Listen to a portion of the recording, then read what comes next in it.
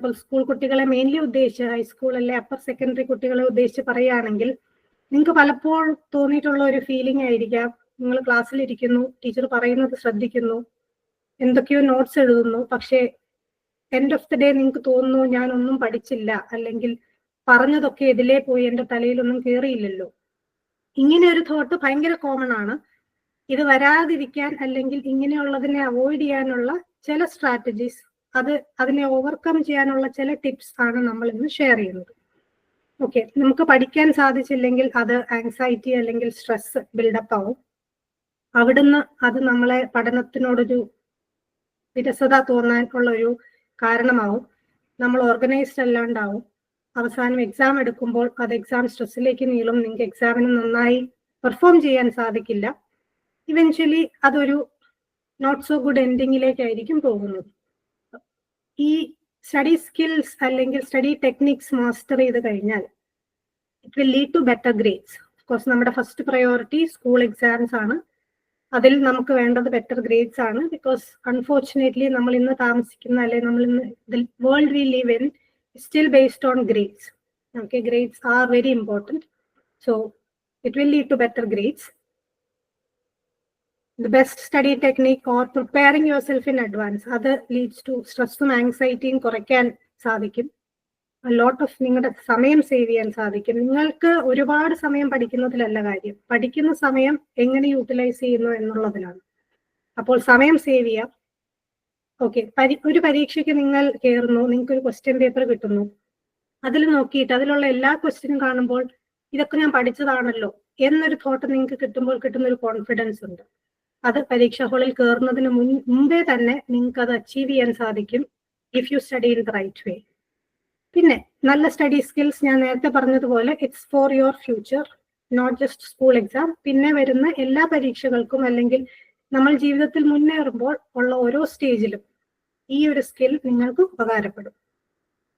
Okay, നമ്മൾ study സ്കിൽസിനെ പറ്റി സംസാരിക്കുന്നതിന് മുൻപ് നമുക്ക് അറിഞ്ഞിരിക്കേണ്ട ഒരു വളരെ ബേസിക് ആയിട്ടുള്ള ഒരു ഹ്യൂമൻ നേച്ചറിനെ പറ്റി, അല്ലെങ്കിൽ V all are different in this, അങ്ങനെ ഒരു മേഖലയാണ് നമ്മൾ ആദ്യം നോക്കാൻ പോകുന്നത്.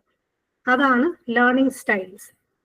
ഓക്കെ, ഇപ്പോൾ ഈ സെഷൻ അറ്റൻഡ് ചെയ്തുകൊണ്ടിരിക്കുന്ന നിങ്ങൾ ഓരോരുത്തരും, ഞാൻ ഉൾപ്പെടെയുള്ളവർക്ക് പലതരം ലേണിംഗ് സ്റ്റൈൽ ആയിരിക്കും നമ്മൾ നാച്ചുറലി വയേർഡ് ആയിട്ടുള്ളത്.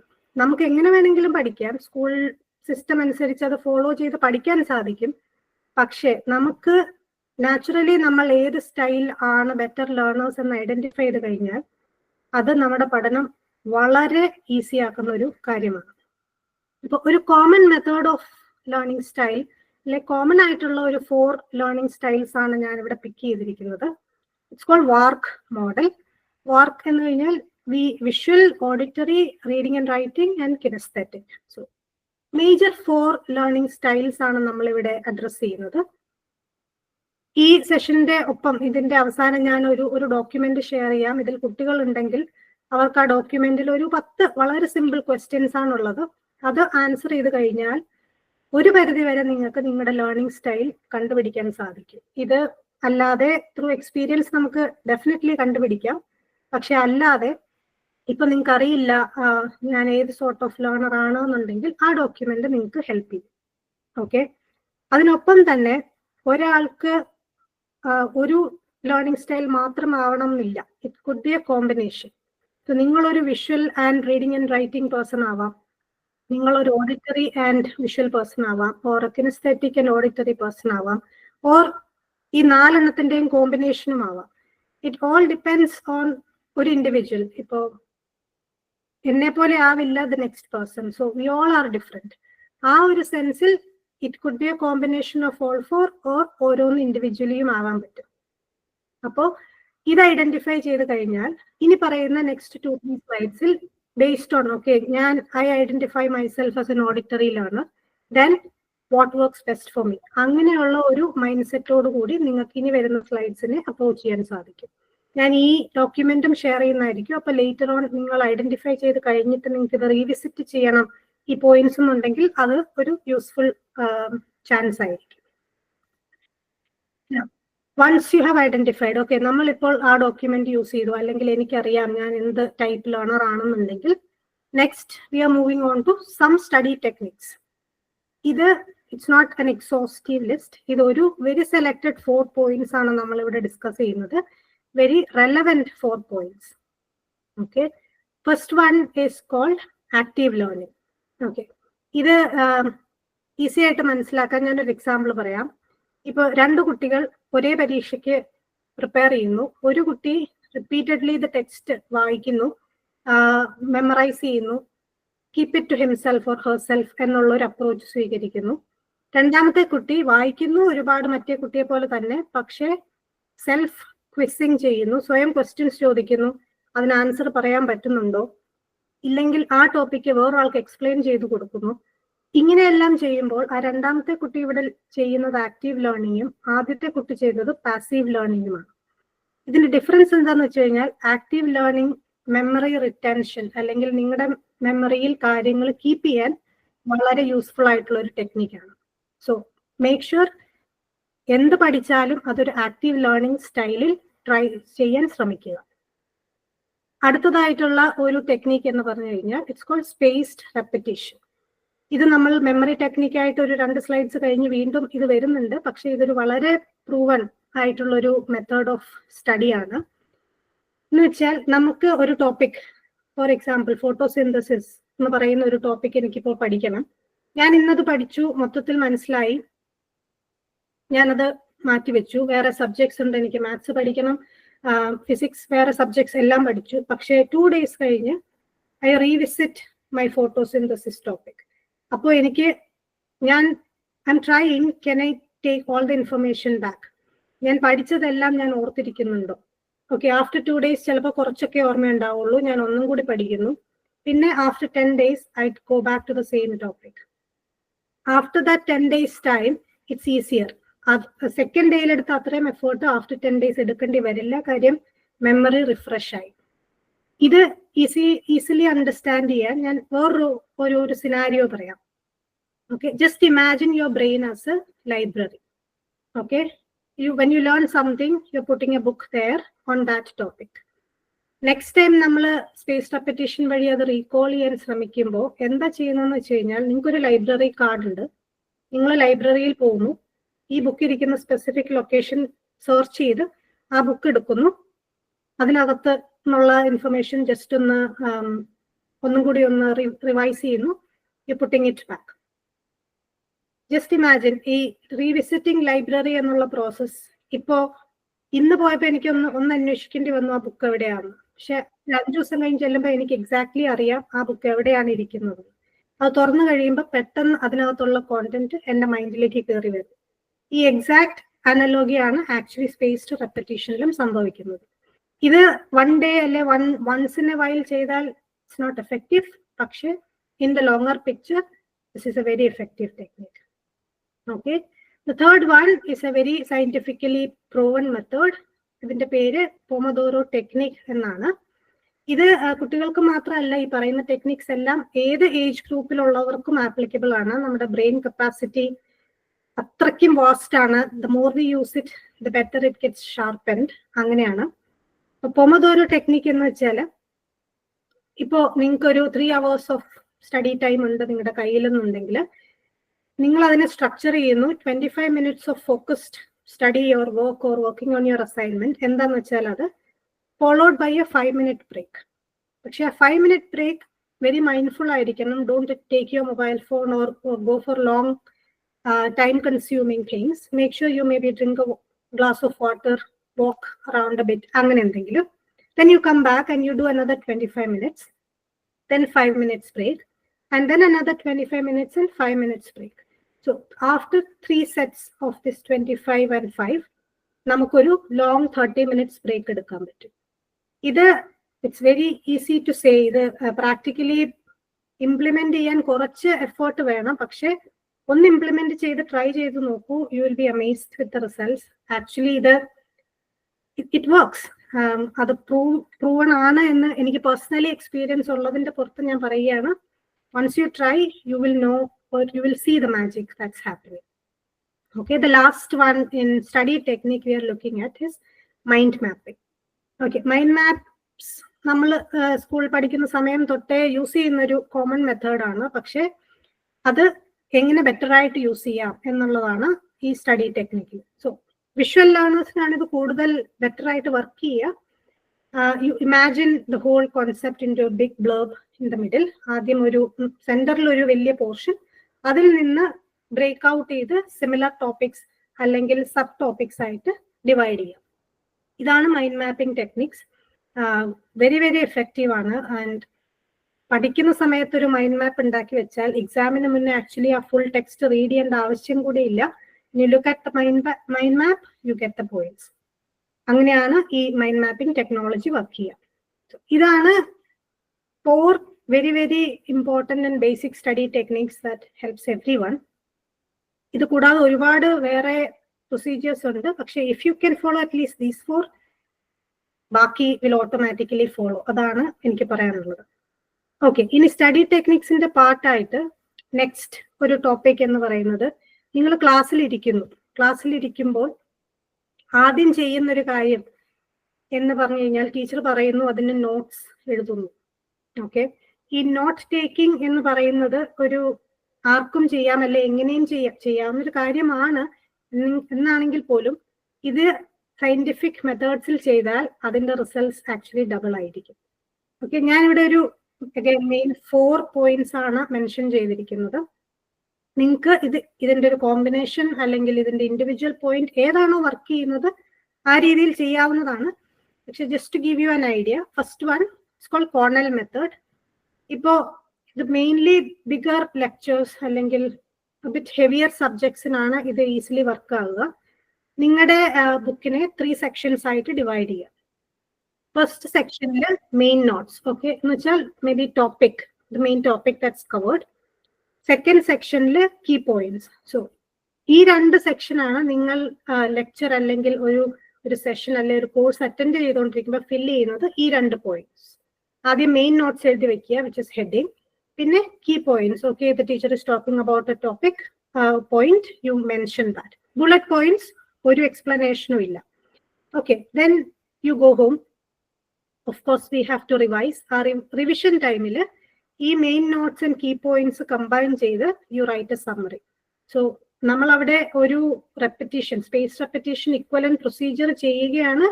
പക്ഷേ ഇറ്റ്സ് ഈസിയർ ബിക്കോസ് നമുക്ക് പോയിന്റ്സ് ആ പേജിൽ തന്നെ ഉണ്ട് ടു മേക്ക് ദ സമ്മറി. പിന്നെ later on during exams when you look at this just note, it's easier for you to understand all the main points. Okay, second procedure നമ്മൾ ഇപ്പോൾ discuss ചെയ്തു, same mind mapping. It's a study technique, also it's a note making strategy. നമ്മുടെ focus mind map beautify ചെയ്യാനാവരുത്. Mind മാപ്പിന്റെ main purpose is to disseminate information. അത് നോക്കിക്കഴിഞ്ഞാൽ നമുക്ക് അതിൽ നിന്ന് പെട്ടെന്ന് ഇൻഫർമേഷൻ ഗ്രാസ്പ് ചെയ്യാൻ പറ്റണം. അതാണ് main purpose of mind mapping. കൂടുതൽ വിഷ്വൽ ലേണേഴ്സിനാണ് യൂസ് ആവുക, but other learning styles effective ആണ്. Third one is the bullet points and outlining system. So similar to Cornell method, നമ്മൾ ഡിവൈഡ് ചെയ്യുന്നില്ല, പക്ഷേ സ്ലൈറ്റ്ലി ലൈറ്റർ ടോപ്പിക് ആണെന്നുണ്ടെങ്കിൽ key points from what you hear from the teacher അത് എഴുതി വെക്കുന്നു. അത് പിന്നീട് നോക്കുമ്പോൾ ആ പോയിന്റ്സിൽ നിന്ന് തന്നെ നിങ്ങൾക്ക് അതിന്റെ ഇലാബറേറ്റ് ചെയ്യേണ്ട ഡീറ്റെയിൽസ് ഓർത്തെടുക്കാൻ സാധിക്കും. Last one is flow notes. ഇത് എല്ലാ സബ്ജക്ട്സിനും ആപ്ലിക്കബിൾ അല്ല. ജനറലി ഒരുപാട് റീഡിംഗ് റൈറ്റിംഗ് ബേസ്ഡ് ആയിട്ടുള്ള സബ്ജക്ട്സ്, ഫോർ എക്സാമ്പിൾ ഫിലോസഫി അല്ലെ എക്കണോമിക്സ്, ഇങ്ങനെയുള്ള ടോപ്പിക്സ് ഒക്കെ പഠിക്കുമ്പോൾ അത് സ്കൂളിലാവാം, കോളേജിലാവാം, ലേറ്റർ ഓൺ ടെനി സ്റ്റേജിലാവാം, പഠിക്കുന്ന ഐഡിയയെ ഒരു കോൺവെർസേഷൻ അല്ലെങ്കിൽ ഒരു സ്റ്റോറി ഫോമിൽ നോട്ട് ഡൗൺ ചെയ്ത് വെക്കുക.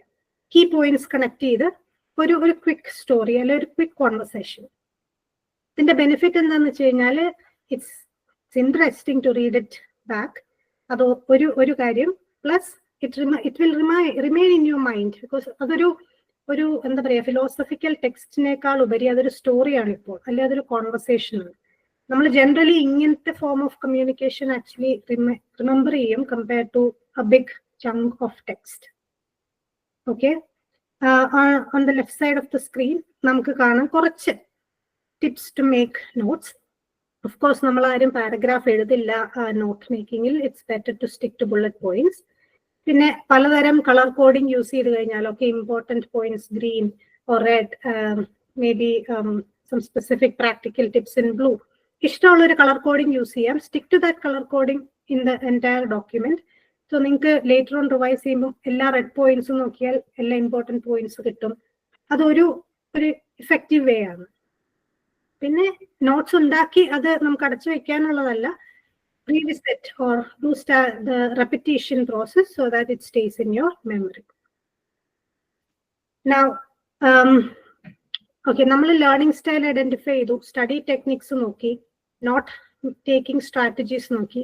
Next is memory. നമ്മൾ പഠിച്ചു, നോട്ട്സ് വരെ ഉണ്ടാക്കി വെച്ചു. ഇനി അടുത്തത് ഇത് നമ്മൾ ഉള്ളിൽ റീറ്റെയിൻ ചെയ്യാൻ പറ്റുന്നുണ്ടോ ഇല്ലയോ എന്നുള്ളതാണ്. അപ്പോൾ അതിനുള്ള കുറച്ച് ടെക്നിക്സ് ആണ് ഇവിടെ മെൻഷൻ ചെയ്തിരിക്കുന്നത്. ഫസ്റ്റ് വൺ ആണ് നിമോണിക്സ്. നമ്മൾ എല്ലാവരും ഇത് കേട്ടിട്ടുണ്ട്.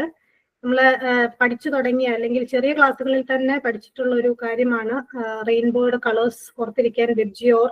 അത് അറിയാത്തവരായി ആരും ഉണ്ടാവാൻ ചാൻസ് ഇല്ല. അങ്ങനെ ആ ഒരു form of using acronyms to refer to something, അതിനെയാണ് നിമോണിക്സ് എന്ന് പറയുന്നത്. ഇത് നിമോണിക്സ് ഉണ്ടാക്കുമ്പോൾ ഒരു കാര്യം ശ്രദ്ധിക്കേണ്ടത്, നിമോണിക്സ് കോംപ്ലിക്കേറ്റഡ് ആവാതെ നോക്കുക. ഇപ്പൊ ഈ സ്ക്രീനിൽ ഞാൻ ഒരു എക്സാമ്പിൾ കൊടുത്തിട്ടുണ്ട്. ഇത് എത്ര പേർക്ക് ഐഡന്റിഫൈ ചെയ്യാൻ പറ്റും എന്നറിയില്ല. ഇത് please excuse my dear and Sally, വളരെ ഫേമസ് ആണ്. ഇവിടെ സ്കൂളിൽ കുട്ടികളൊക്കെ, ചെറിയ ക്ലാസ്സിലെ കുട്ടികൾക്കും ഒക്കെ ഇങ്ങനെ പാട്ട് പോലെ പാടി നടക്കുന്നത് കേട്ടിട്ടുണ്ട്. ഇത് ആക്ച്വലി എന്താന്ന് വെച്ച് കഴിഞ്ഞാൽ ഓർഡർ ഓഫ് അരിത്മെറ്റിക് കാൽക്കുലേഷൻ ആണ്. P stands for parenthesis, അതായത് ബ്രാക്കറ്റ്സ്, പിന്നെ E is exponents, M multiplication, D is division, A is addition and S is subtraction. So ഇങ്ങനെ ഓർത്ത് വെച്ച് കഴിഞ്ഞാൽ പിന്നെ ഒരു കുട്ടിയോട് ഒരു പ്രോബ്ലം കൊടുത്തു കഴിഞ്ഞാൽ എന്താദ്യം ചെയ്യണം എന്ന് പറഞ്ഞു കൊടുക്കേണ്ട ആവശ്യമില്ല. ഇത് ഒരു ജസ്റ്റ് വൺ എക്സാമ്പിൾ. അപ്പം ഇതാവണം എന്നില്ല എല്ലാവർക്കും നിമോണിക്സ് ഉണ്ടാക്കേണ്ട ടോപ്പിക്സ്, പക്ഷെ ഇതൊരു എഫക്റ്റീവ് വേ ആണ്. ഞാൻ എഞ്ചിനീയറിംഗ് പഠിച്ചപ്പോൾ വളരെ യൂസ്ഫുൾ ആയിട്ട് തോന്നിയ ഒരു ട്രിക്കായിരുന്നു ഇത്. പിന്നെ എക്സാം ഹോളിൽ കയറി കഴിഞ്ഞാൽ നിമോണിക്സ് ഓർത്തിരിക്കാൻ വേണ്ടി സ്ട്രെസ്ഡ് ആവാതിരിക്കാൻ ജനറലി ചെയ്യുന്നത്, എക്സാം ഹോളിൽ കയറി ക്വസ്റ്റ്യൻ പേപ്പർ കിട്ടിയാൽ if you can write on the question paper just quickly note the mnemonics that you have learned somewhere. So അതിനോട് റിലേറ്റഡ് ആയിട്ടൊരു ക്വസ്റ്റ്യൻ വന്നു കഴിഞ്ഞാൽ നിങ്ങൾക്ക് എളുപ്പം ജസ്റ്റ് റിവൈൻഡ് ചെയ്ത് നോക്കിയിട്ട് അതിൽ നിന്ന് ഡെവലപ്പ് ചെയ്തെടുക്കാൻ സാധിക്കും. ഇതൊരു വളരെ എഫക്റ്റീവ് ടെക്നിക്കാണ്. അടുത്തത് flash cards.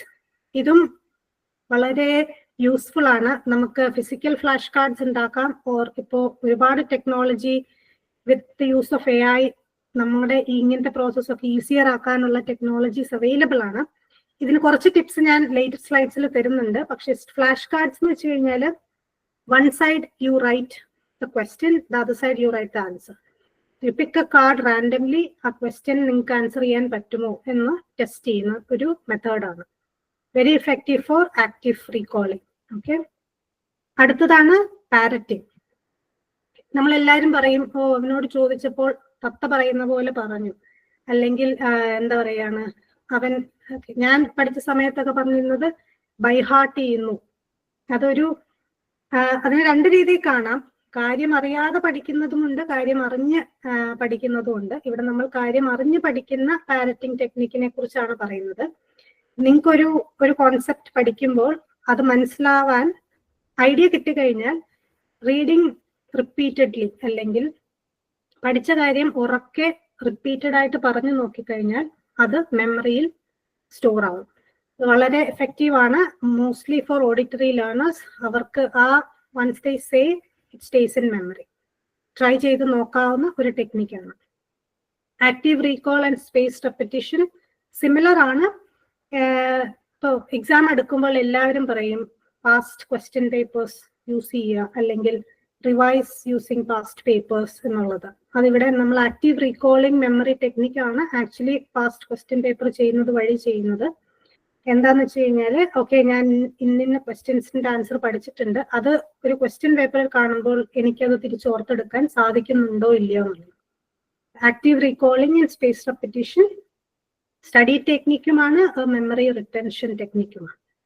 Last one is called chunking. ഇത് ഓക്കെ, ഫോൺ നമ്പർ ഒരു വളരെ ബേസിക് എക്സാമ്പിൾ ആണ്. 10 ഡിജിറ്റ് ഫോൺ നമ്പർ ആണെങ്കിൽ അതിനെ 334 എന്നുള്ള രീതിയിൽ ഡിവൈഡ് ചെയ്ത് പറഞ്ഞു പഠിച്ചാൽ അത് നിൽക്കും, rather ഒറ്റ ഒരു സ്ട്രെച്ചിൽ എല്ലാ നമ്പറും പറയാൻ ശ്രമിക്കുന്നതിനേക്കാൾ. വേറൊരു എക്സാമ്പിൾ പറഞ്ഞു കഴിഞ്ഞാൽ, ഇപ്പോൾ പീരിയോഡിക് ടേബിളിലെ ഫസ്റ്റ് 20 എലമെന്റ്സ് പഠിക്കണം എന്നാണ് നിങ്ങളുടെ ടാസ്ക് എങ്കിൽ, ഇൻസ്റ്റെഡ് ഓഫ് ആ ഓർഡറിൽ ഇങ്ങനെ പറയുന്നതിലും നല്ലത് അതിനെ ഡിവൈഡ് ചെയ്യുക. ഇപ്പോ ആൽക്കലി മെറ്റൽസ് അല്ലെങ്കിൽ ആൽക്കലൈൻ മെറ്റൽസ്, ആ ഡിഫറെന്റ് കാറ്റഗറി ആയിട്ട് ഡിവൈഡ് ചെയ്ത് അതിനകത്ത് 3 or 4 വരുള്ളൂ. ഇപ്പൊ ഫസ്റ്റ് 20യിൽ you get group of 6 groups പഠിച്ചാൽ മതി, rather than 20 in one go. Chunking is also a very useful memory technique that works for kids. Okay. Moving on to the time management part, which is the second part of our session today. Time management is something നമ്മൾ എല്ലാവരും, regardless of a child or an adult, struggling with these days, with influx of technology around us and devices to get our attention more than anything else. Time management വളരെ വളരെ prominent ആയിട്ടുള്ള ഒരു topic ആണ്.